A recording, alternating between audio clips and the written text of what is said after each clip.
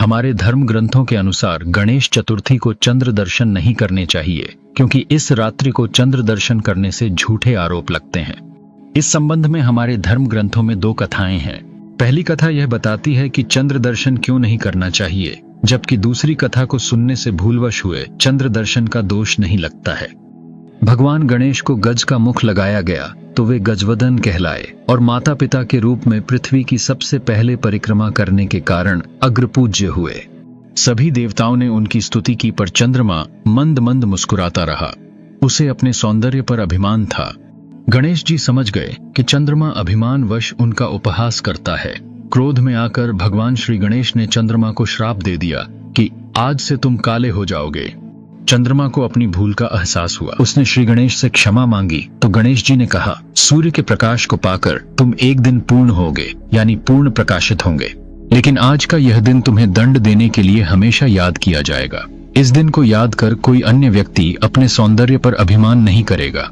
जो कोई व्यक्ति आज यानी भाद्रपद मास के शुक्ल पक्ष की चतुर्थी के दिन तुम्हारे दर्शन करेगा, उस पर झूठा आरोप लगेगा। इसीलिए भाद्रपद माह की शुक्ल चतुर्थी को चंद्र दर्शन नहीं किया जाता।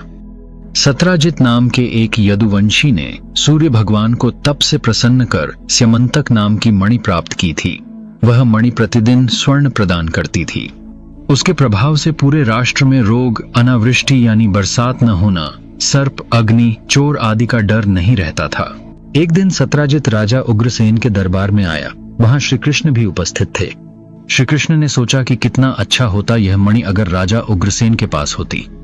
किसी तरह यह बात सत्राजित को मालूम पड़ गई, इसलिए उसने मणि अपने भाई प्रसेन को दे दी। एक दिन प्रसेन जंगल गया। वहां सिंह ने उसे मार डाला।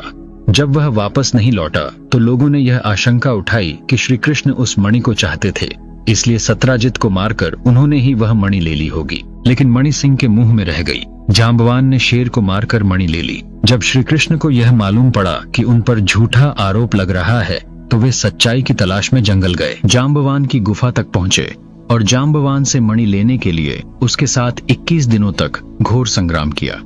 अंततः जांबवान समझ गया कि श्री कृष्ण तो उनके प्रभु हैं। त्रेता युग में श्री राम के रूप में वे उनके स्वामी थे। जांबवान ने तब खुशी खुशी वह मणि श्री कृष्ण को लौटा दी तथा अपनी पुत्री जांबवंती का विवाह श्री कृष्ण से करवा दिया। श्री कृष्ण ने वह मणि सत्राजित को सौंप दी। सत्राजित ने भी खुश होकर अपनी पुत्री सत्यभामा का विवाह श्री कृष्ण के साथ कर दिया।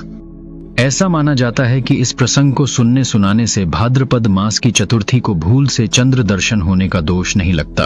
आज के लिए इतना ही दोस्तों, फिर मिलेंगे अगली कहानी लेकर। तब तक हमारे चैनल को सब्सक्राइब करें। मस्त रहें, हंसते रहें।